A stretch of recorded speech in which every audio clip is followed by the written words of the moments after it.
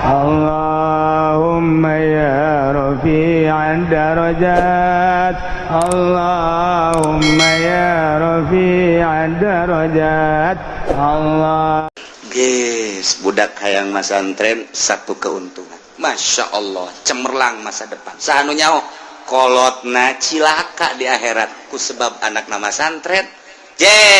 Malaikat, ya saya. Ya tuh nyaho ke malaikat. Buku ya imah bakula. Imah kula dek ka mana keun diringkus. Iya dek di nerakakeun lah. Iya abah ieu ieu emak. Kunaon ieu maka diringkus bah mak kredit. Ya. Kela. Cek malaikat aya sisa kula anakna.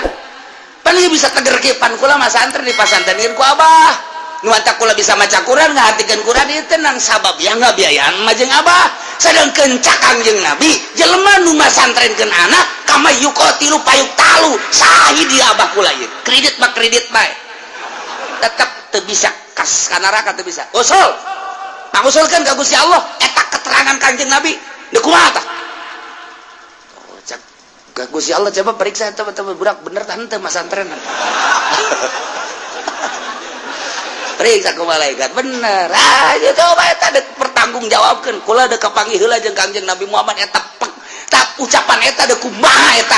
jelema nu ngabiayaan mondok pesantren sarua jeung perang terbunuh berarti eta syahid aya syahid diringkus kos ieu teu arti kula mah kajen gogo mage dek benta pertanggungjawaban ka Kangjeng Nabi begitu datang ka nya mana emang ngabas ya ieu tah ieu geus kasorgakeun masyaallah. Ayo keur carita ya. Kafir Mekah, kufar Mekah teh embung jasa dipimpin ku Kangjeng Nabi.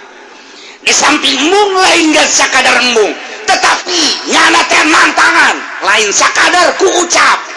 ku tingkah jeung pagawean, dianiaya. Sahabat-sahabat dianiaya, nu diseret mah, nu dipasung mah, nu ditubles mah, geus macem-macem mengarah ka Kangjeng Nabi. Lain bantrak-bantrakeun. Weuy, kufar Mekah teh kejam luar biasa. Tiap hari kadenge sahabat anu ditublas, nu dianiaya, paeh dan lain sebagainya, nu seret. Weuy, mukminin di Mekah saat eta mikir kudu kumaha ieu. Nyalametkeun agama kudu kumaha lain mundur mukminin teh malah kumaha carana nyalametkeun agama geus yakin anu kuat bila perlu ini di Mekah sebab ngelawan ku perang mah encan siap minoritas dah Kangjeng Nabi teh terus dakwah tapi terus baik pimpinan Abu Jahal, Abu Sufyan, Abu Lahab, berbagai abu nu lainna tetap nentang ka Kangjeng Nabi pohara jasa lain sekedar ku ucap tingkah mah geus karuhan pagawean mengarah ka Kangjeng Nabi. Kangjeng Nabi teh dianiaya bahkan kita dibunuh Kangjeng Nabi. Abu Jahal nyarita saha nu bisa mahulu Muhammad ka dia 1000 onta moal kudu digikekeun deui ayo gerak lain lalawara ancaman teh nu mantak urang sebagai kiai datang ka imah ka karakter ditanya doang ku masyarakat haju muringis bae pendek ka karakter ditanya encan naon aduh cenah aing teu ditanya ya dagang toge bae sia ulah jadi kiai main dagang toge ka ditu sia aya nu nawar atuh teu dibeli ge kebelah dia nangis nararanya aya anu sinis haju dilawan dah tuh lah aya anu nyiduhan antapkeun yen perkumpulan muludan endahan teu didukung kajen muludan sorangan nu ngadukung nya na mudu sorangan maka sampaikan assalamu alayka zainal anbiya ya assalamu alayka cek masyarakat jeung saya teh sorangan ja assalamu alayka asqal asqiya ya assalamu alayka assalamu alayka asfal asfiya ya assalamu alayka cek masyarakat weh mah Bekasi meureun tah mah kumaha aing we mirobis samai Assalamualaikum jaya dua aja sorana sorangan tewanin kiai teh kos kitu tah dele kangjeng Nabi baheula perjuanganana Masya Allah tah nu mantap kangjeng Nabi terus dakwah wahai kufar Mekah wahai kaum Mekah saha nu iman ka Allah iman ka kaula sebagai Rasul Allah indah agama tina agama jahil ka agama anu lurus syaratal mustaqim Islam inna dina indallah Islam bakal diberes surga caritakeun keistimewaan jeung keindahan surga saha jelema anu teu nurut henteu iman ka Allah di akhirat bakal dibere kanyerian neraka sifatan ku Kangjeng Nabi neraka tetap baik lah Muhammad macem-macem segala surga lah segala neraka lah hirup mangan di dunia doang sebab dongeng nanu paeh udang pan senep eta senep kan aja jantung senep eta segala surga segala neraka mana berita nanti baheula ge mun nya ge aya surga aya neraka saurang bae anu hudang jauh mad ngomong besok macam-macam segala surga segala neraka padahal nyana geus nyaho dina Injil geus nyaho dina Taurat Yahudi bahwa memang aya surga jeung neraka teh ngan kulantaran nyana benci jasa ka Kangjeng Nabi sehingga kayakinan nu aya di jero dadanya nyana ge dianggap eueuh bae kos gitulah jelema anu berbangga diri jelema anu ego kos gitu tetap teiman ku teiman anu mantak ieu dibere ku Gusti Allah ayat innama tu'aduna la'at wa ma antum bimu'jizin lamun nusok ngaji bilagah mah kakarak ngadenge bahasa geus muringkak bulu tetapi kulantaran urang mah teu masantren teu ngaji bilagah nu mantak biasa-biasa bae nusok didengikeun dengan sakadar sorana nu sakadar makharijul hurufna sakadar lagam-lagamna hungkul variasirna krenikna doang henteu diamati eta bahasa-bahasa Gusti Allah dina Al-Qur'an teh tapi nusok ngaji ilmu bilagah mah minimal ngaji johar makdon muringkak bulu iya mah teu muringkak bulu Pak muringkak ge bulu handap muringkak bulu lantaran bahasa ku pohara-pohara teh mana ka poharaan anak ieu neretet bae ayat taukid mana hiji inna dua laat lam taukid nomor katilu wa ma nafi nomor kaopat make ba zaidah bimu'jizin woi ieu taukid ieu ngabuaris aya opat ku pohara-pohara teh berarti tahap keingkaranana si bohota luar biasa sehingga ieu taukidna teh Gusti Allah teu kira-kira tuh mulai tah nu sok ngaji mah wih jaheuh nya aya nu teu ngaji mah tuh biasa-biasa mah nu mantap kunaon sia teu marondok atuh baheula henteu dia siang ke ditanya kunaon sia teu paham teu mondok kunaon sia teu mondok mengarah ka bapak omongan ku bapak di pondok cak papana le sia di dieu bae ngomong pan aing ditahan mondok ka sia sok ajung-ajungkelkeun aing ka neraka sia pan aing ditahan ka sia mondok da cak kiai ge jelema anu masantrenkeun anak sarua jeung sabilillah sarua jeung kaman yuqatilu payutalu jelema nu pasantrenkeun anak sarua jeung jelema perang di medan laga terbunuh kan kurang kumaha kiai nyampaikeun anak jauh nu nyaritakeun sakola SD mah kama yuqatilu payutalu jauh nu sakola SMP SMA mah kama yuqatilu payutalu jauh nu kuliah sugan aya kamain yuqatilu payutalu jauh jaya ge anu mansalaka ilman nu jelema nyupri ilmu jang sabilillah ilmu agama kama yuqatilu fayuqtalu percis kos jelema anu perang terburu di medan naga berarti sabilillah tah eta nu masantrena jeung nu ngabiayaana sarua sabilillah sia cokolot nu mal maco si ulah sabarangan ngeunana ngomong neraka ieu urusanana sia mah sia bae abah keur emang nitah ka kula mah sia pan aing nitah ka sia pan cek abah cenah bari sakola bae ulah lo diomongkeun sakola mah cenah cak abah cenah abe hebat cenah agamana bisa ajung nagarana bisa pan haji pasantren kan salawiyah emang salah tuh henteu ngan niatna kurang murni aya nu pasantren mah murni kanyahoan kamurnian eta kumaha eueuh unsur dunia mun hayang nyaho mah masantren mah eueuh unsur dunia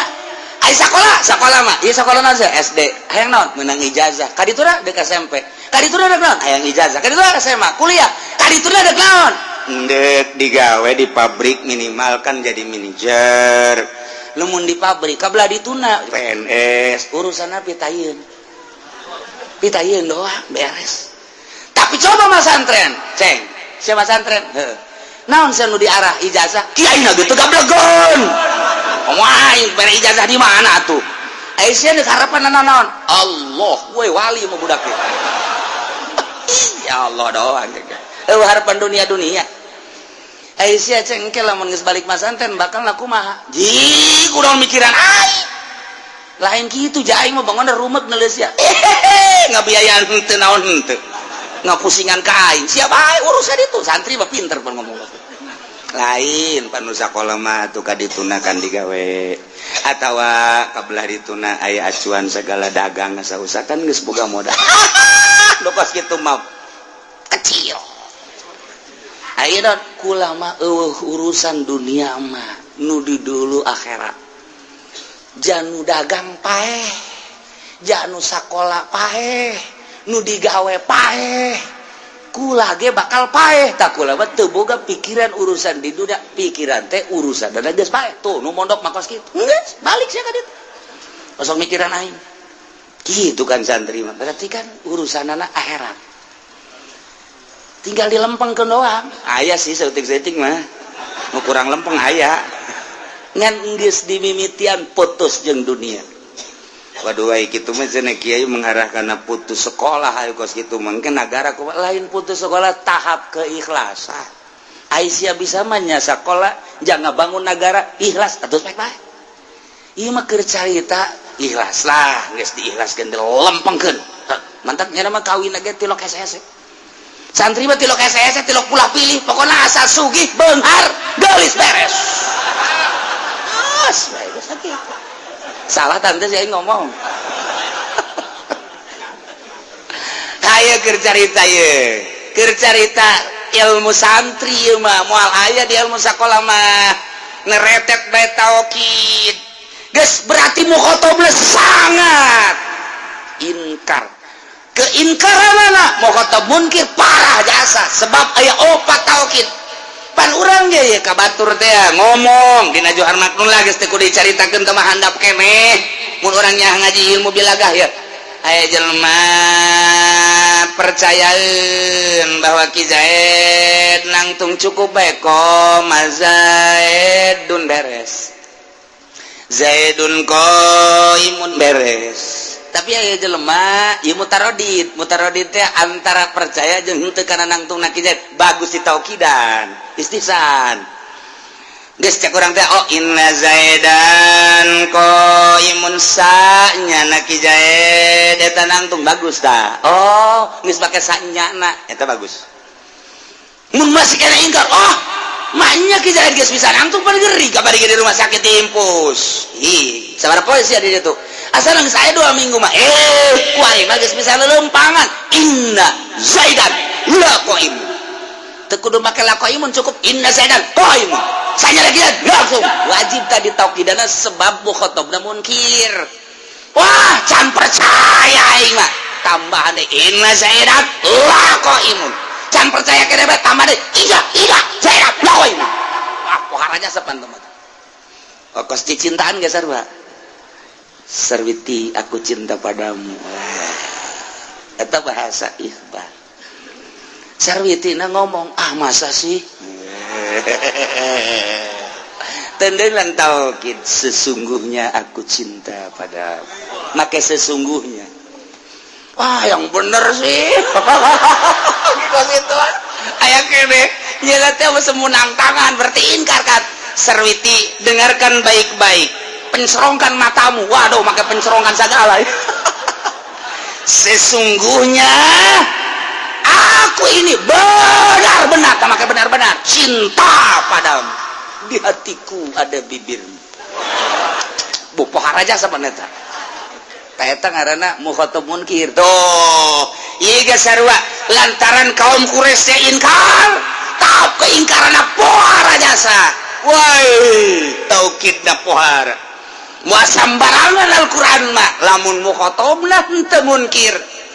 Moal kudu ditaukidan. Tapi ieu mah kulantaran Abu Jahal jeung sederet adalah pohara jasa inkarna lain sakadar inkar tetapi nyaci maki ka Kangjeng Nabi lain sakadar nyaci maki ka Kangjeng Nabi mengarah kana penganiayaan terhadap Kangjeng Nabi. Maka Gusti Allah mere inna ma tu aduna ya Allah ya Rabbi senyana ma kiamat, ganjaran, siksaan, penganiayaan di akhirat, yakin bakal datang jasa. Tuh, make taukid pohara jasa. Masya Allah, lamun bahasa laat eta sok digunakan kada janji. Ai janji mah berarti karena kesenangan sorga. Tapi nu dimaksud di dia lain janji, nu dimaksud nama wa'id dia adalah ancaman sebab keur nyaritakeun berhadapan jeung mukhatab anu munkir. Tapi make bahasana pakai bahasa wa'du digeclekeun tina bahasa wa'du jang pi wa'idin. Ieu geus pohara jasa rahasia. Iyalah Al-Qur'an, hese Al-Qur'an mah diterjemahkeun sepintas malamun teu dibongkar mah hese bae nyaritakeunana. Mata komo bab hukum mah aduh patali jeung hukum mah teu bisa make sepintas eta mangan sakadar sepintas supaya naon kitu ngaranna ngahartikeun lapad bae. Tetapi nu sabenerna mah petelan-petelan kalimat per kalimat teh sangat sulit modal ieu geus ngahartikeun lagi sanyanyana masiksa kiamat lah bakal datang, yakin bakal datang. Mang deui. Bejakeun Muhammad ka kafir Quraisy, dibejakeun ku Kangjeng Nabi. Wahai kufar Quraisy, maneh ku kaula di dakwahan, tetep bae inkar. Nah, dengekeun kecil sia cek Kangjeng Nabi. Innama sanyanjana kiamat. Geus aya di hareupeun bakal datang siksa, geus aya di hareupeun bakal datang. Wa ma antum bimujizin. Teu aya anjeun kabeh bakal potong, bakal pot karena siksa eueuh anu teu kasiksa sia kabeh bakal kasiksa jasa. Bahasa lagi make taukid lamun sia teu percaya bahwa Allah pangeran, bahwa kaulah sebagai utusan Allah,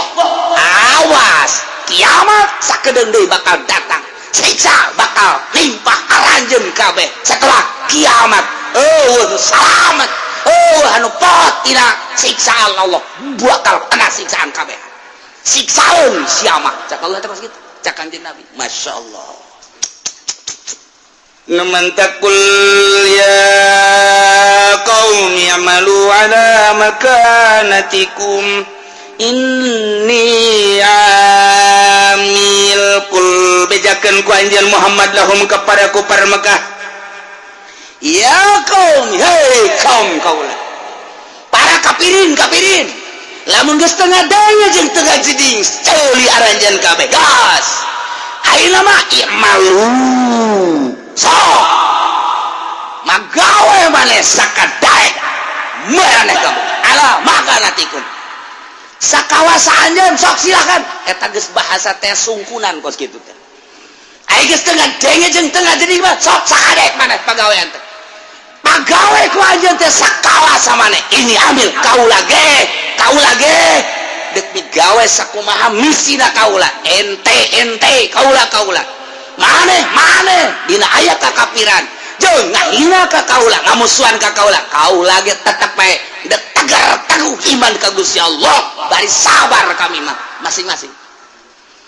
Kesurangan nasehatan ka anak sakali dibere nasihat tetep bae teu narima, 2 kali teu narima, 3 kali teu narima, ngomong mah sia aing geus teu ngadenge ka omongan aing mah sabolos sia geus ayo sakayang sia kadang ku jadi sia anak-anak kekos gitu eta teh lain heuh bah lain kudu kitu ditampilin bisa eta ngomong nyungkun sia ku aing geus dinasehatan sakali masih kene, 2 kali masih kene, 3 kali sia nista maja utama gas kuari mah sabodos sia sakadek sia gas los kumaha sia bae eta kos kitu teh nyungkun lain heuh bae geus kos kitu mah tuh kula-kula abah-abah lain kitu eta teh sing hade aya ancaman berarti ayo sia ayo geus sakadek sia awas di akhirat awe di tahir awas ya koy hah balik awas ya golok geus diasa bae jangan naon dah mencet kebo itu kos itu balalagan ngaran geus teu disarangkaan golok ayo sia geus naon deui ayo geura balik sia geura balik awas ya koy bebedak lawan geus disiapkeun bah hampura benar sahampura tah lamun hampura kakara tuh ancaman ngaranna awas ya sekali geus 2 kali geus 3 kali sia ayo teruskan terus urang ka budak teh kos kitu main panggal bae eureun sakali ku aing teu eureun 2 kali teu eureun sia mah teu jadi terusan ayo geura main panggal ayo teruskan terus lompat kage budak teh lompat weh cenah abah kos kitu amat sih lompat budak teh titah terus badak mah terus leta terusnya bahasanya kos gitu sih ente kieu ayo teruskeun coba ge abah neuleukeun atuh nya terus atuh bae lain ayo geura terus ayo coba terus kos kitu amat abah ayo teh ge sarua jadi berarti ieu teh ya ngaranna amr ieu malu tapi amrna lain maksud tolab berarti kuari amalna teh litahdid mubalaghah tahdid berarti kan iya ngagisek tina aslina majaz bohara Al-Quran nyungkun terus cakang jeung Nabi terus ayo terus sok sakadaek jeung sakawasana ayo terus anjeun kaula terus ieu ancaman berarti sarua geng imalu masyitum awas fasawfa ta'lamuna man takunu lahu aqibatud dar maneh lamun geus teu ngadenge kana dakwah kaula cek Kangjeng Nabi hayo geura teruskeun maneh dina tetep kakapiran tetep maneh penganiayaan ayo terus engke ge bakal nyaho man takunu lahu aqibatud dar saha jelema anu bakal kakenaan ku akibat nu bagus jaga di akhirat dar teh desa akhirat dar teh desa kuburan dar teh desa dunia geus bahasana dar desa dunia dar assalamualaikum darakum mu'minin desa kubur ieu ge akibatud dar desa akhirat bahasana make desa sebab urang kukumpulan guari kumpul di kuburan kumpul di akhirat ge bakal kumpul sedengkeun al arwah junudun mujannadah kos tentara nu kuari urang kumpul di dieu ye engke di alam kubur ge mun parareh nyalampeurkeun ge we kumaha eta nyareun dongeng keur di dunia baheula urang keur ieu kukumpulan Yahudi itu sok ngaji saya ngajina di mana aing ada pun takal amon dengan teh di alam itu teh dongeng urang tuh sia di dinya bae urang bari ngopi jeung teh dongeng teh di jero kubur engke di akhirat ge daroe kos kieu bae kos kieu ainu henteu kumpul moal bisa nyana kukumpulan sebab kuarina ge henteu geus nyana kumpulna di dunia jeung tukang adu kotok di ditu ge adu kotok di bawah aku nyana pale gitu kudu diri tuh kayak gitu jeung tukang gaple deh wow balak gendep ditarang gula deh bakal ngahiji tukang gaple jeung tukang gaple deh tukang adu kotok jeung tukang adu kotok deh tukang mabok jeung tukang mabok deh ngahiji urang ye tukang ngaji jeung nusuk ngaji deui ngahariji bae masyaallah indah jasa nginaheun ke ngahiji sia ka mana deuk ngahiji ka ditu jeung kiai emang sia sok ngaji oh sok kiai wawon nyaho dipugu sia ke nyaho aing nyaho teu pugu sia ngaji sabar tahun 3 tahun wawon ke aing mah wawon jeung tukang uduk atuh sia ke ngajina jeung tukang uduk ke di ditu nanti ngahiji ke di akhirat bage pipilipidan ke di akhirat ai sora mah jakadenge cenah kiai ai jeung kiai na wae henteu atuh ke di akhirat tak atuh maknya manggihan wae oh jeung tukang sate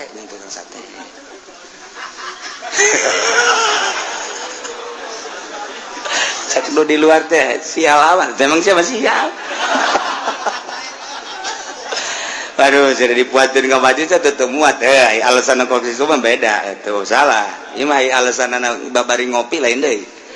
kumaha alasan bocor lamun ka majelis kape mah tuh mal muat mantak ulama di luar sia nu mantak di luar kunaon teu muat majelis bener tapi kan aya lain anu lain kitu sia nu mantak di luar kunaon kalau ngomong aing ngaji ge asal kadeuleu bae danan pipilipidan atau di akhirat teh pipilipidan atau percis engke di akhirat kos di dunia bae kos ieu kahirupan mata disebut ge dar rahasiana aya dar teh kos kitu pasaupa ta'lamun cek Kangjeng Nabi ente maneh geus tetep kakupuranana kaula tetep Islam iman sabar engke ge bakal nyaho saha keur jadi sipam anu ke dibere akibat terpuji di akhirat anu iman jeung nu kupur bakal kayahoan nu bener nahnu amatu kaula apa maneh ke bakal kayahoan kos kumaha si kayahoanana innahu la yuflihu zalimun bakal kanyahoan ke akibat terpuji di akhirat jeung nu teu terpuji teh innahu sanyana kalakuan la yuflihu zalimuna moal bahagia jelema nu zalim teh artina kalalapir moal bahagia berarti moal ka sorga jelema kafir moal ka sorga deuleukeun di akhirat kuari antepkeun keuna saengangna sadaekna sakahayangna jaga di akhirat ngajungkel ka neraka jahanam mual bahagia kan mantak urang mah alhamdulillahirabbil jauh jarakna jeung Kangjeng Nabi 14 abad beda nage tetapi nyai-nyayan di hati urang timimiti lahir lingkungan keluarga urang geus iman ka Allah jeung ka Rasulullah gede saeutik dibawa ka muludan dibawa ke rajaban terdidik budak di muludan oh pangeran urang teh Allah oh Rasul urang teh Muhammad can ngaji can naon budak ngadenge di muludan bae geus pohara jasa kan nu matak teruskeun sanajan Muhammadiyah ngabidah-bidah hehe Muhammadiyah ngabidah-bidah geus bade mamaneh bae atuh cekelan sia nu teu bidah sia aing mah endek bae naon sababna aing ngadidik ka anak henteu nyaho-nyaho atuh nyana di muludan minimal menang berkat atunya gitu bae sih hese-hese cak Muhammadiyah berkatna mah oh masalah sih dikirim ka dia Muhammadiyah ondo ieu mah ya tuh nya budak leutik kiringkeun ka muludan ngan ulah kena gandeng kena nyahoeun kan kieu budak leutik teh ngan nu pidatona nu bener ulah haju nyaritakeun Kangjeng Nabi nyaritakeun nyanyi nyaritakeun Kangjeng Nabi nyaritakeun rock and roll nyaritakeun nyanyi cak budak teh kos kararinya puyang aing mah neuleuh kiai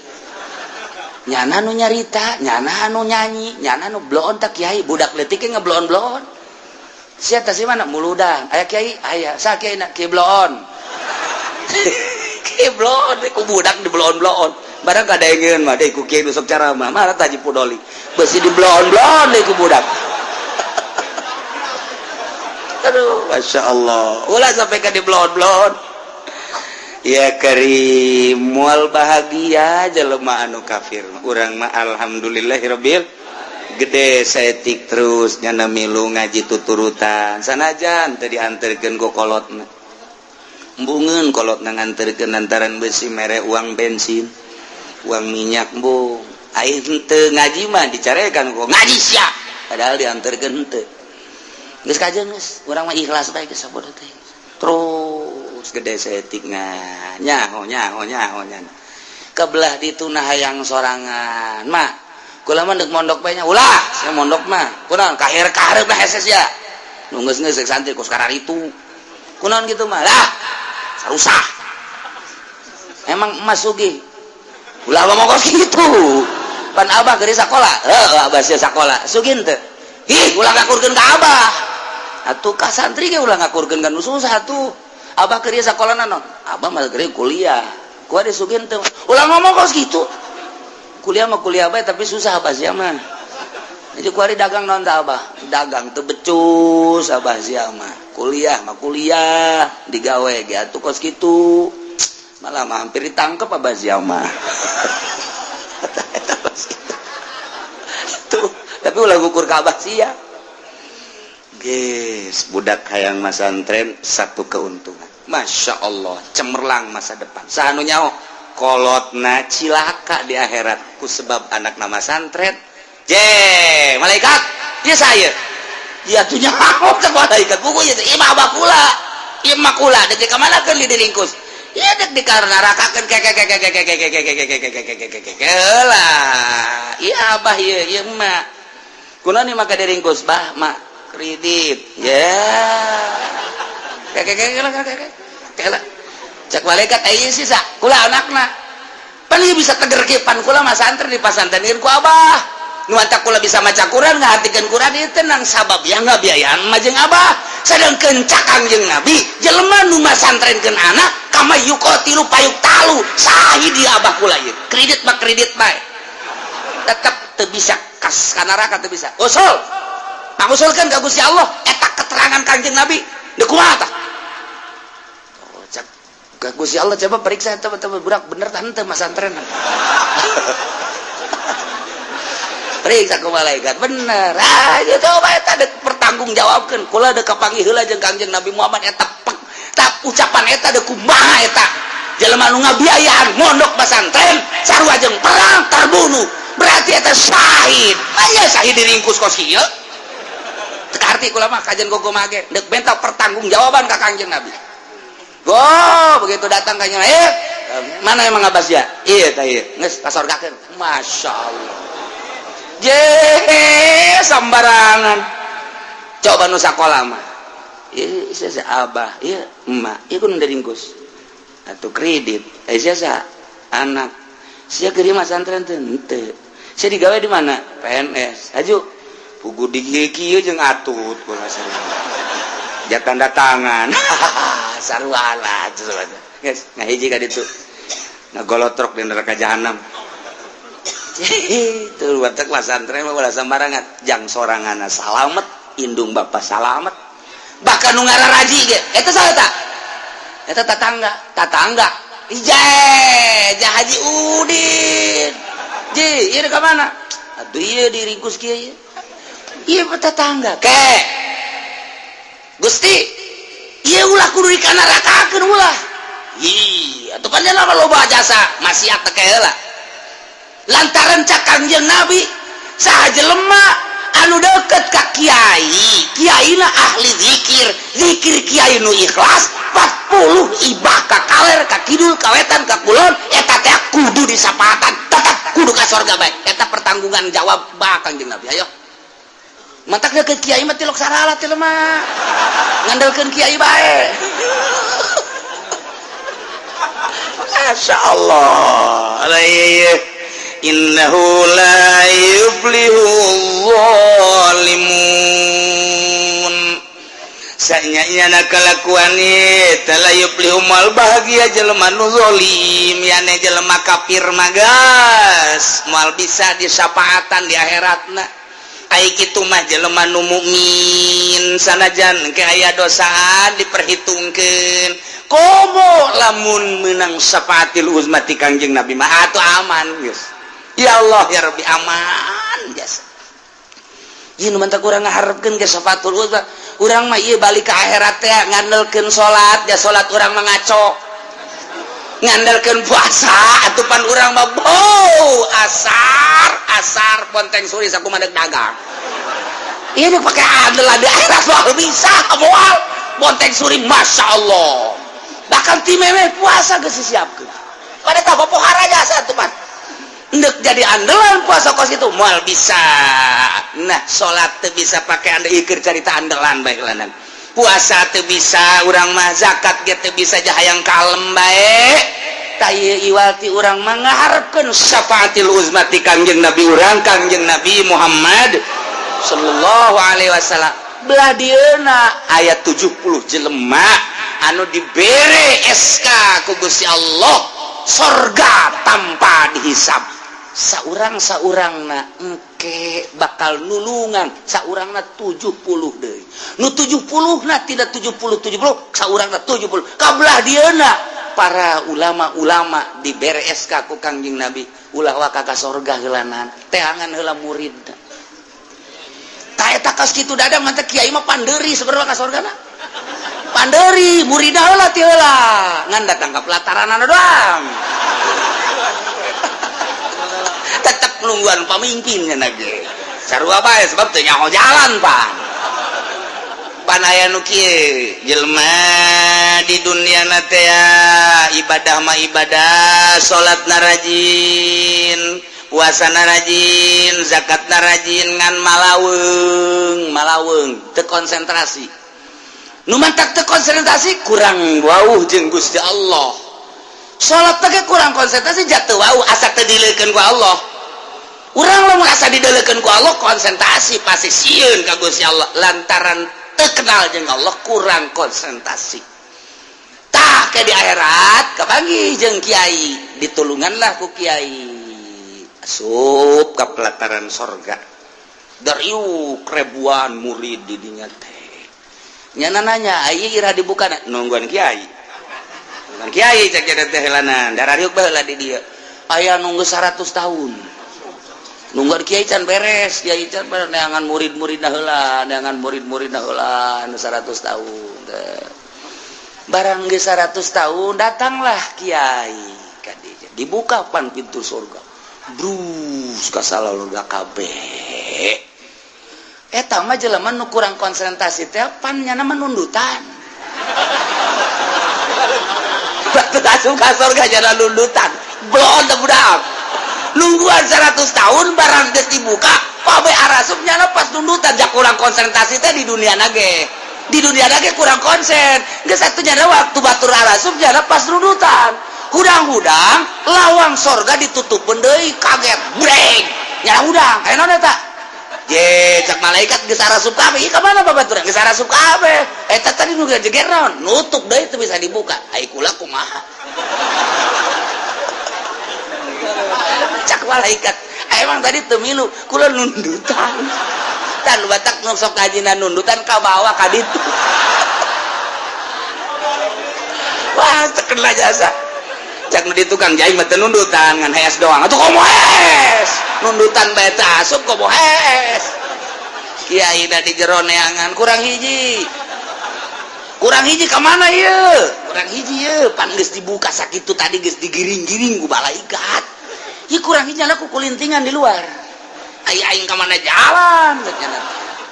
jehes kiai di jero neangan kurang hiji mun cara ka Mekah mapan kamar-kamar geus dibere tah nu tiluan nu duaan nu genepan pan geus ieu ukuran kamar duaan ieu sorangan saurang deui sia ka mana tadi baja bareng jeung kula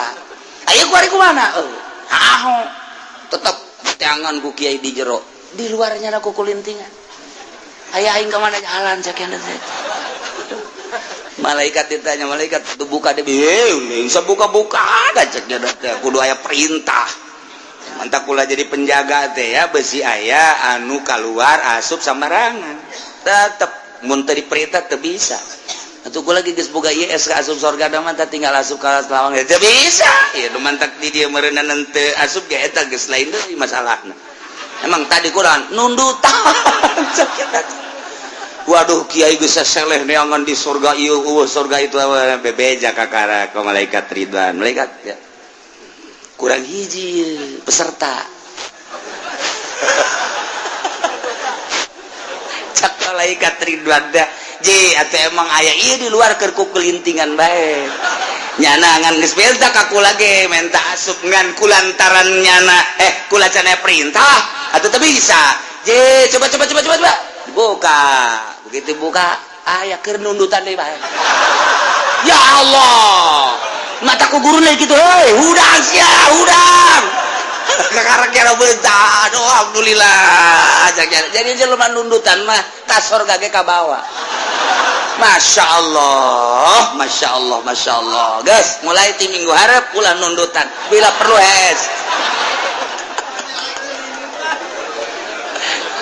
kula pajar lalagan dongeng lain bebeneran eta kos itu aya dongeng dina kitab supi tahu seperti gitu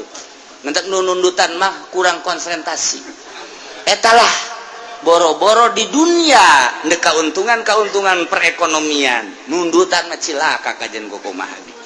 mal beres ku nundutan mah tuh ngaji ge bisa-bisa mubtada jadi nasab kita itu lain ropan asab nundutan eta teh apa anu kiai dongeng rukun wudu gedep pas pelebah ngusap sirah saeutik beratana nudutan geus bae dibawa ka imah tanya ku pamajikanana ngaji naon kiai rukun wudu na sabaraha genep jaakur hiji-hijina hiji eta dua itu kagenep ye kalimat cak jana teh eta ngumbah sirah nu leutik naon ngumbah sirah nu leutik ngumbah sirah sak pamajikanna di dinya boga sirah nu leutik kayak kami ya tuh aing mah ti ditu lokos kitu juga kan tah teu mungkin teu mungkin atuh geus kos kitu manya rukun wudu jangan lalaki doang kan bener lah we ge aya rukun wuduan lamun ngumbah sirah nu leutik di dinya nu boga kami oke ngajak kena teh emang ngajina di mana anda pentang lamun jakena aingan coba ngaji deh ka ditu eta gara-gara kos kitu pan rukun wudu jadi salah iyalah nundutan mah kos kitu nah innahu la yuflihu mudah-mudahan urang kabehan dibere kuat iman urang dibere tegar Islam urang dibere sampurna sehingga urang ngalaksanakeun ibadah dengan mantap ka Gusti Allah akhir hayat urang husnul khotimah di akhirat urang aya dina ridho Allah menang syafaatul uzma ti Kangjeng Nabi urang babarengan urang kabehan bapak urang bapak kolot urang uyut urang anak urang incu urang keluarga urang pamajikan urang kabeh tetangga urang arasuk ka surga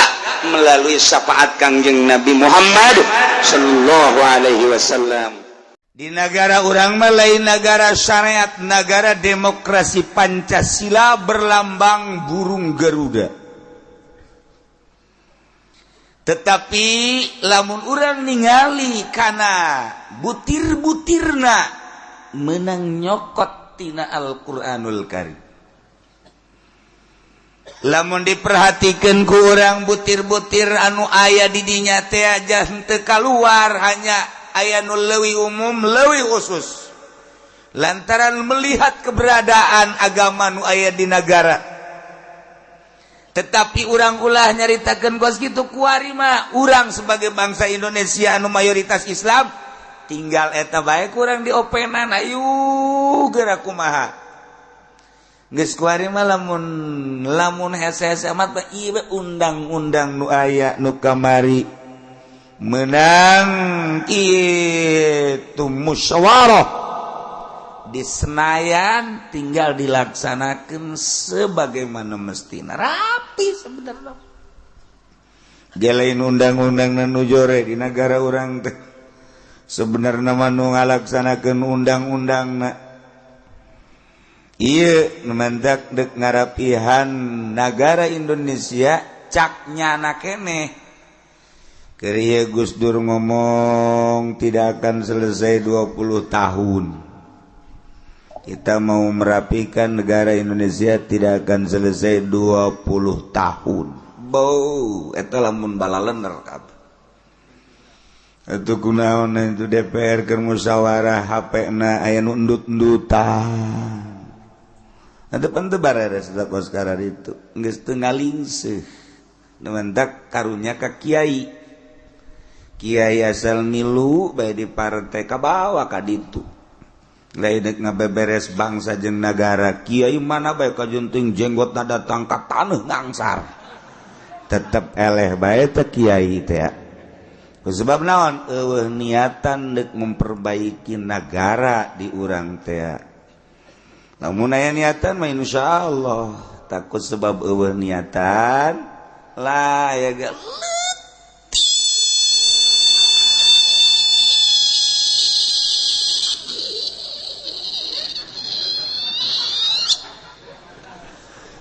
kuletik-letik hampir teu kadeuleu. Ada kiai asal ZUP, ka Golkar, P3, PKB, geus we nu bareres. Sebab naon? Atuh jana nutur-nutur teu boga niat bagus, ngan uyuhan ka kiai na bae ku bertah. Kalau bomong cenah kiai emang kabeh maksudna teu rek ngaba bener ieu. Oh, sarua kamu ge. Maksudna naon? Atuh hayang duitna doang. Lalu bomong si kiai. Hai kitu ana maing moal atuh moal omong. Juga naing kieu mah ngabeberes dagara tentu. Hampura cenah kieu mah. Di hampura atulah. Sama masalah guys.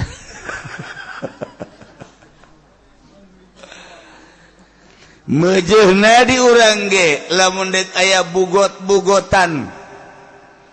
Lantaran boro-boro secara nasional ieu bae urang di kabupaten loba anu tertinggal anu pikeseleun masyarakat pihnekeun masyarakat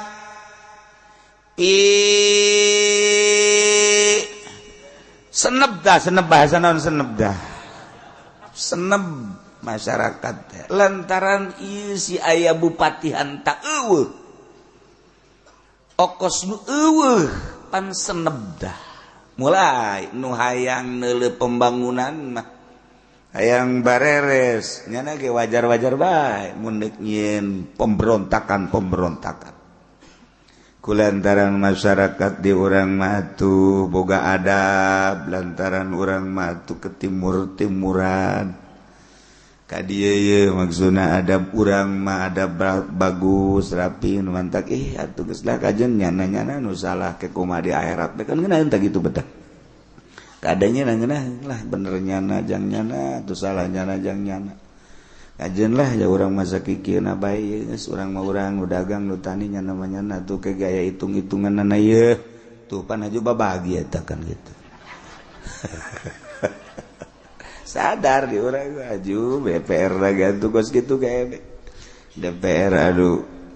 janyin undang-undang supaya dilaksanakan ku pemerintah tuh gitu daek-daek hante-hante jangan lagi niatan dek bagus saya niat berangkat tina niat anu bagus bakal berubah wajah negara. Urang bejang diri urang kumaha niat urang kan lamun urang nandek bagus atuh urang niat jore atuh urang kumaha urang bae boro-boro ngurusan negara ngurusan diri urang ge balikna ka diri urang lumantak urang niatan ngabeberes diri urang salila urang hirup supaya urang balik ka alam itu alam barzakh ka akhirat urang aya dina ridho Allah subhanahu wa ta'ala. Ketika ibu gote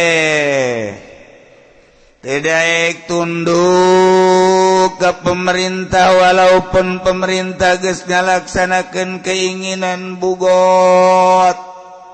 berarti ibu got aya maksud lain maka bugot mesti diperang.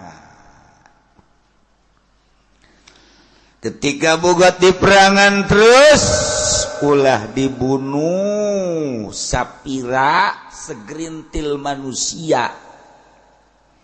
walaupun nyana boga angkatan darat angkatan laut dibandingkeun jeung kekuatan negara mah nanaonan komo hanya sebatas mahasiswa maka teu meunang dibunuh aya hitung-hitunganan ke di akhirat lamun dibunuh mah cilaka terus desak maka tangkeplah nyana Stangkep ieu mun aya senjatana amankeun senjata mun aya kuda amankeun kudana mun aya onta amankeun ontana malaya di urang mah perang kos kitu mah mobil berarti mun aya tank baja aya sabaraha amankeun jeung aya alat-alat perang amankeun termasuk jelema-jelemana amankeun mun aya awewena lebih amankeun khususon ieu mah kudu dibere kamar khusus sebab ieu mah awewe supaya dirapihan jang naon cenah teh kieu khusus jang naon bae ke oomean teh naon awewe dedek dicaritakeun kelanjutanana ye kumaha eta alat-alat perang bisa digunakeun wala yustamalu fi qitalin menang digunakan alat perang nugas diamankan dalam peperangan teu bisa illa lid daruratin kecuali sangat darurat ulah make senjata ulah dipake wala yuqataluna bi azimin jeung ulah diperangan deui si bugot make alat anu luar biasa gedena model kanarin sana kau mau tembak pakai tembakan api matu ulah manjanik termasuk make ketepel jepretan dijepret jana dot wah teu meunang ulah sakadar diamankeun atuh sapira umat sapira mahasiswa sapira penggerak ulah geus diamankeun cara antipiasina lalaunan kecuali nyana mendesak sangat kuat illa lidarurati bian qatalu bihi secara bugot merangan tetap nyana ge ngagunakeun seuneu atau bugot merangan negara ngagunakeun senjata karak eta mah bandingan atuh bina nyana menguasai ke urang ka negara make model seuneu dan lain sebagainya eta mah kakara kurang ditindak eta kos kitu jadi tetep ieu kan nyana ge ayangan sakadar boga kahayang doang nu mantak nyieun gerakan ge boga kahayang ulah dibunuh jelemana setelah kahayangna encan ngahiji tangkep bae jelemana ulah dibunuh lain nu salahna di negara urang kejadian di Jakarta kamari sabaraha mahasiswa dibunuh komo kejadian Tanjung Priuk mata mancan action acan kakara nyarita doang ada satu keinginan dari salah satu pihak bahwa dicobalah di negara supaya menegakkan keadilan dan kejujuran. Tetapi apa yang terjadi? Sabaraha puluh mungkin ratus kejadian nu teu kanyahoan di kuburanna di mana tanggung jawab ke negara eta di ayat. Nu mentek lamun Gus Dur jaritakeun ya saya bertemanlah dengan Pak Harto. Pak Harto mah enggak ada apa-apanya cuman walaupun dosanya besar cek ya Mbak. Cek Gus Dur, dosana gede eta keputusan pembunuhan emang kumaha gitu jiwa. Di akhirat emang mahasiswa tuh makal hudang mana Harto kelabakannya nak cek Harta itu saya ampunin aja kan saya membangun teh podol seros yang ngabangun aing jiwa aing kumaha coba lamun di akhirat di kos kitu kan ya berapa yang dibunuh oleh LB Murdani berapa yang dibunuh keputusannya oleh Pak Trisutisno berapa keputusan dari panglima boleh setik zaman Pak Harto mah nah eta teu meunang kitu nyana sebagai bangsa rakyat nyana hanya ingin ada satu keinginan atuh lain naon gitu ditangkep bae duduk bersama hayang naon itu nyana kumaha undang-undang mana nu teu dilaksanakeun. Lamun memang ieu undang-undangna bener-bener teu dilaksanakeun, karak ieu mah mun geus dilaksanakeun deuk kumaha deui. Sapira tinggal kitu doang kok make bunuh-bunuh segala. Nah itu teu meunang, berarti di balik senyum Pak Harto, wow, ada runcing-runcing. Gitu. Nah, nu kuari mah belusukan kan bari mah ye. Wallahu a'lam ye. Bakalna kumaha sebab naon? Sebab lempang apa henteu sieun nagara kan kitu. Lempang apa henteu sieun nagara teh? Perpolitikanna lempang henteu, secara birokrasina rapi apa henteu? Kemudian perekonomianna lempang apa henteu? Ketika nyana teu mampu, atuh kapan disatukangeunana geus aya nu siap deui. Nu bakal leuwih teu mampu deui. Atuh tinggal dicoba. Urang kan teu nyaho sabira orang lembur urang mah, urang lembur. Ya, ngan kanyahoan teu lempangna ieu nagara kumaha? Pabrik loba anu eureun heula sakedeung, karyawan dipecatan heula 50%, barang ieu encan bisa di non ngaran diimpor, diekspor. Nah iya kan berarti mandeg perekonomian teh. Tuh kanyahoanana perekonomian mandeg, para pengusaha kuari tiarap. Nah berarti kan can mampu datang ka ira aja dan mampu. Nah ketika aya nanaon teu meunang dibunuh sebab ada satu keinginan untuk memajukan negara nu dicekel kunyana encan mampu, berarti kudu sadar diri. Tiga sakitu doang, tak eta teu meunang ngagunakeun naon kitu senjata. Masya Allah rapi sabenerna mah atuh sapira masyarakat atuh. Wala yustanu alaihim bikafirin, teu meunang minta pertolongan kang kafir untuk menundukkan bugot. Di negara Indonesia ya pemberontak anu sangat kuat, eta teh teu meunang nagara minta pertolongan ka kafir teu meunang. Urang minta pertolongan ke negara Korea kafir ulah. Urang minta pertolongan ke negara Cina ulah. Urang minta turun ke negara Amerika ulah, Inggris ulah, kafir tamanya. Mal beres satu minta tolong ka kafir memangnya nama musuh, jeung urang teh musuh, ada hakikat apa? Wala teu meunang minta pertolongan biman yaro ka jelema anu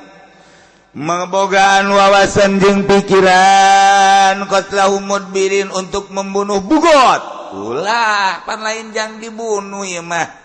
Jang diamankeun tangkap, amankeun lain jang dibunuhan. Kuari minta tolong ka jelema anu berpikiran orientasina untuk membunuh bugot. Ulah, atuh acak-acakan.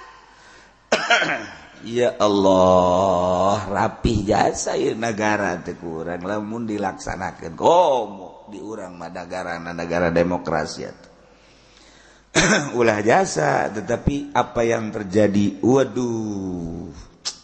Lamun dihitung di awal ngajabat Pak Harto datang ke akhir sabara ribu meureun anu dibunuh punya. Geus puguh nu dibunuh karir mah. Asal teu milu ka Golkar geus mulai. Eta kejahatan di negara teh kos kitu. Terus datang ke belah dieu. Kuari bae rada dibuka ku Gus Dur untuk berbicara bebas, supaya masyarakat terlihat keinginannya. Hayo hayang naon urang makan sekedar ngararapi sebagai kepala negara, ngararapi negara untuk kemaslahatan jeung supaya melaksanakan itu keinginan masyarakat sesuai dengan undang-undang. Ngedak ayo ngaromong di unggal negara demo teh dihudangkeun demo supaya hayang kanyahoan hayang naon demo teh. Hayang naon coba ayo. Jadi dititah di zaman Gus Dur mah demo teh dititah. Hayang naon coba supaya kadenge oh hayang anu. Ieu hayang naon? Oh hayang anu. Ieu hayang naon? Ah hayang anu. Ke disimpulkeun. Tuh. Pas gitu. Sok inget ka dongeng ahli Allah teh. Hiji wali boga anak dua. Nu hiji geus kawin, nu hiji dia geus kawin, ngan beda langkah-langkah hirup minantuna. Ai nu hiji gawena nyeunan bata bae perekonomianna. Ai nu hiji tani. Ajuduanna laporkan ka abahna, bah pangdoakeun ka Gusti Allah supaya poe ulah hujan lantaran kula deuk meuleum batu. Insyaallah. Nu hiji deui abah coba atuh minta hujan ka Gusti lantaran kuartas melakacang. Insyaallah. Jadi bapana bingung ieu duanana beda cek cenah pamentana nu hiji ulah hujan, nu hiji hayang hujan. Sedangkeun deukeut imahna. Mun kitu man jauh nu hiji di dieu kitu nu hiji di ditu kitu di Cilonggandu kitu tah. Kan babari mentana Gusti nu di Cilongok ieu hujanan nu di Cilongok itu ulah. Ieu mah ngareneng imahna ieu nyeun bata, ieu nyeun makel kacang. Aduh, kumaha cek leuy mentana ka Allah. Deket jasa masalahna, deket mah kieu teh. Ieu huma meula kacang, ieu bata. Jadi kan ieu hese cek deui. Tah kos kitu, tapi wali mah insyaallah. Insyaallah ke ku abah didoakeun lah.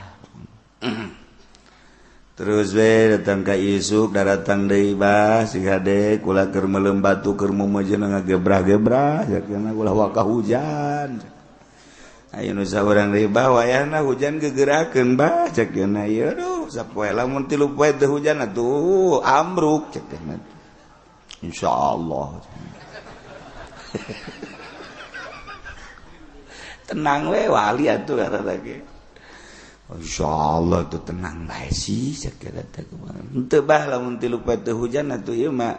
modal na ge mun nginjem nanti abah. Oh nya sakira teh. Ieu sarua deui bah pan meuleum batu ge di tanah abah keneh. Nu pake meuleum tanah abah, modal ti abah, teu mah kumaha abah bae. Aing pencit batu ku sia cek. Mun urang mah tapi wali mah teu kitu. Tetep bae ngadoa ka Gusti Allah. Ya Allah ya Rabbi 2 anak. Ngadoa menta ka kaula. Duanana beda eta percis okos tukang eta teh di kota teh. Tukang naon ngaranna kitu tuak teh tuak haseum. Tuak haseum. Tuak haseum. Tukang tuak jeung tukang asem. Tuak haseum. Si ulah sasada tuh.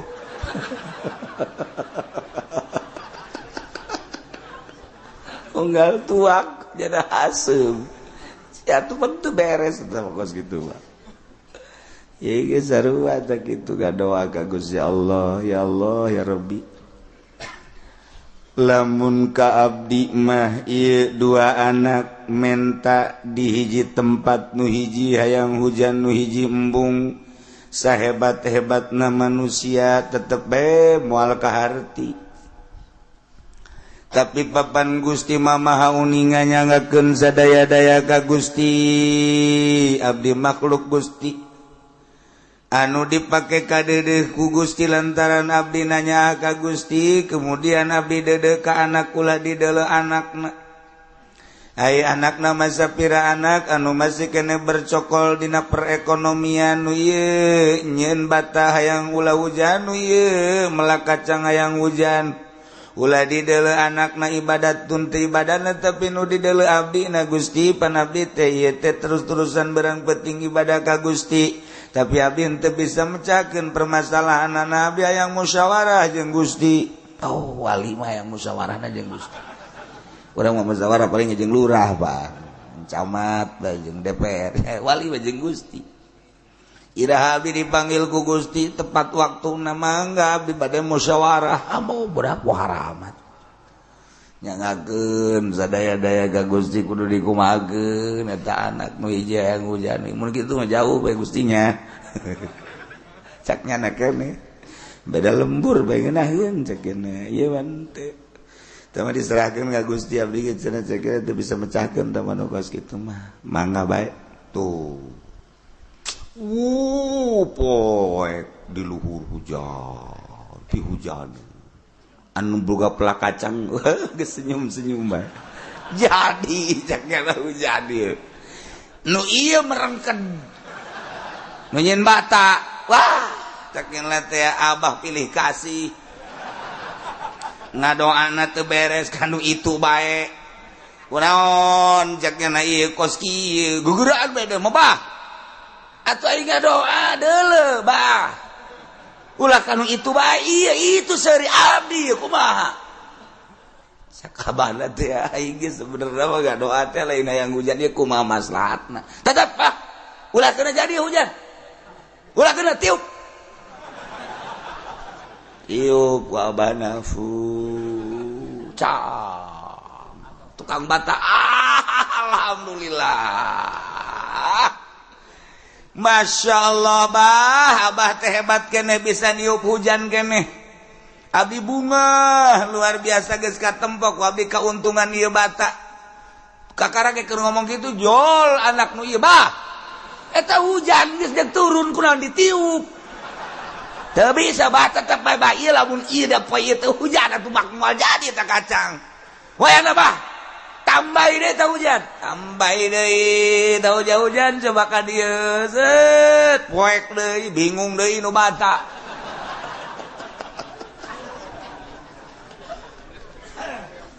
teureun teu baralik deui di dinya bae tah anakna mun balik makan deres henteu darinya bae awas bah turunkeun imah hujan ieu cak nu saurang bah kira-kira bah demo eta kan ngaranna nu geus kitu demo pecahkeun permasalahan anak kumaha jakabeh ge hayang untung ngadoa ka Gusti teman deuk dihujankeun tah deuk henteu tah ieu mah urusanana sapadar hayang untung urusan hujan jeung teu hujan eta mah zahir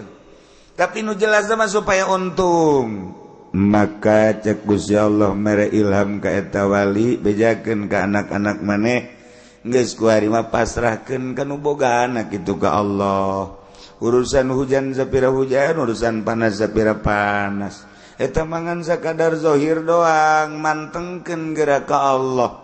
tawakalkeun geura ka Allah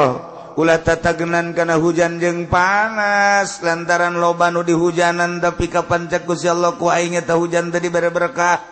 loba nu dipanaskeun ku aing panas jadi siksa maka ulah tatagenan ka makhluk aing ka aingna kitu bajakeun langsung nyana bebejak itu pemecahanna langsung ti Allah nak janu dimaksud melak kacang teh lain sakadar jadi doang tapi hayangna mah hayang untung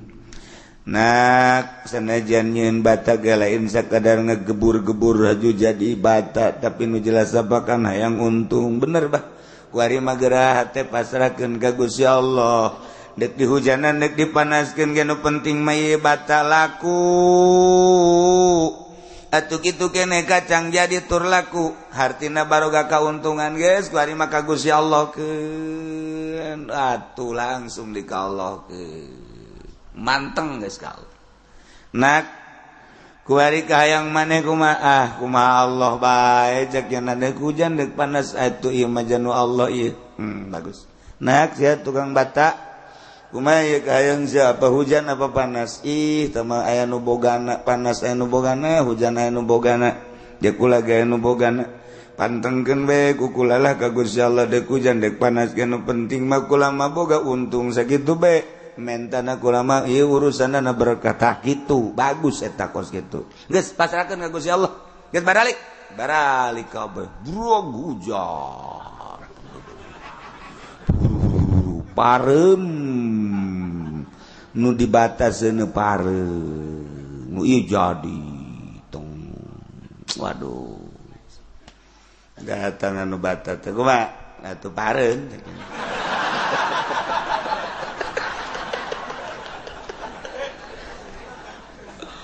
aja perasaan sia ku teu kumaha tuh ja pareum ti Allah urung ku Allah geus geureum aku ka Allah we nurutan abah lah sakeuna teh datang itu nak kumat bau bajar di bah alhamdulillahirabbil alamin bah isuk panaskeun bah ulah datang deui hujan bah belum datang deui buruk bah besok panas bah sia teh bah menta geus pokona bah pasrahkeun ka Allah baik kula ge bari pasrah ngan ulah hujan deui geus pasrah deui ka Allah bener isuk masyaallah panas luar biasa nu hujan nu kamari teh tah anu mareuman batu bata teh eta ku panas-panas teh hurung sorangan brrrr cek tukang bata di ente dihurungkeun ge hurung sorangan gebrak tuh pasrah ka Gusti Allah teh kos kitu lah cek bisa hurung sorangan mah geus moal diurusan ku aing geus tah gas mantap kumaha Allah bae gas wah tuh gebrak bener nya kahujanan kapanasan kahujanan apa eta arasak bata ararasa kabeh kemudian tangkal kacang baragus kabeh alhasil ieu duanana boga kauntungan ieu ieu pasrah ka Allah teh nu hese ge pasrahna lamun geus bisa pasrah tuh kabeh ge jadi surga kabeh jadi makan kurang pasrah lamun pasrah kan nikmat kurang memboga pamajikan gelis ku gelisna teh dipasrahkeun ka Gusti Allah asa menang sorangan boga pamajikan joreng nek-nek ka meungal poe henteu disadarkeun ku kurang ka Gusti Allah padahal mah geulis jeung jorekan pamere Allah jeung waris mah kapan geus aya tulisanana di Lauhil Mahfuz meme urang lahir atuh geus bae lah aing geus pasrah ka Allah aing boga pamajikan sia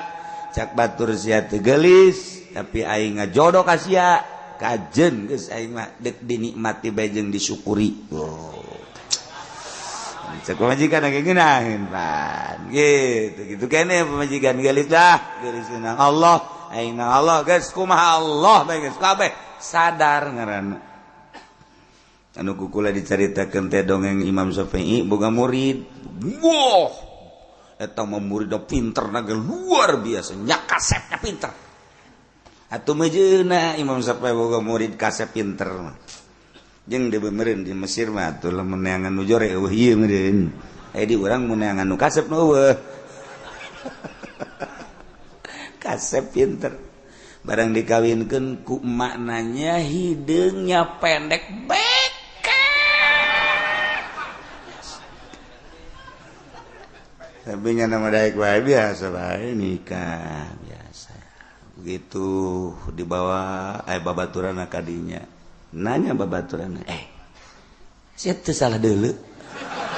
naon eta babajikan teh babatu sia loba omong atuh geus ti Allah na lain ti Allah na kitu aja nyaho pameh ti Allah atuh milih mantak naon sih kitu-kitu teh mah beuh aing mah ka beungeut sia katanjang sia jeung ka ilmu sia kunaon atuh haju kuari ngadekeman kos kitu anakan teh moal tah sih karena ge babaturan gitu bahas salilana aja ada tugas rahasiaan masalah ti Gusti Allah nyaho rahasia mah naho nya ngan kitu-kitu teh mah duit waktu ka beungeut si aing geus kasep pinter atuh mejeuna lah ngawinkan ku kumaha ge aing siap mangeangankeun cek teh ieu kan menang ti kolot kan teu pernah anu ngajerumuskeun pasti dibalik ieu ka hareup mungkin 10-20 tahun aya rahasia anu ku urang teu katebak sebab kolot aing kan kiai cek nya cuman kolot bangsa tukang karungonan cek nya teh sebenarnya kolot aing kan kiai cek nya teh pasti tahu pada gak istiqorohan segala aja tapi percaya ke kolot baik aja gitu onam tadi nama maksudnya kau ini pangangan tegudu bener baik dijalankan kunyana imah tangga masya Allah karim menang 10-20 tahun anakan kabeh lain kabeh loba anak biasa we meureun nya teu pernah neuleuh meureun ka beungeut malah atuh dibujeng enggalna bae meureunna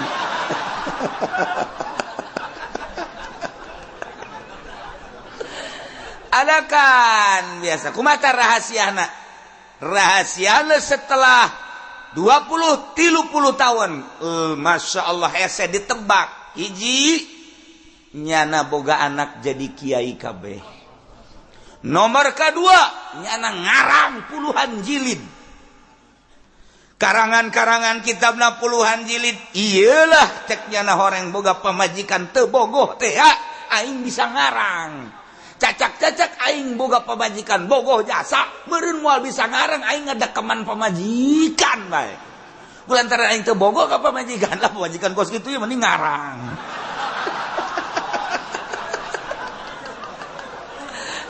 di deketan geus sakitu kos itu ya geus bae nyana-nyana pamajikan atuh nyana mah ngarang bae terus paring beureun ai hayang ceklak geus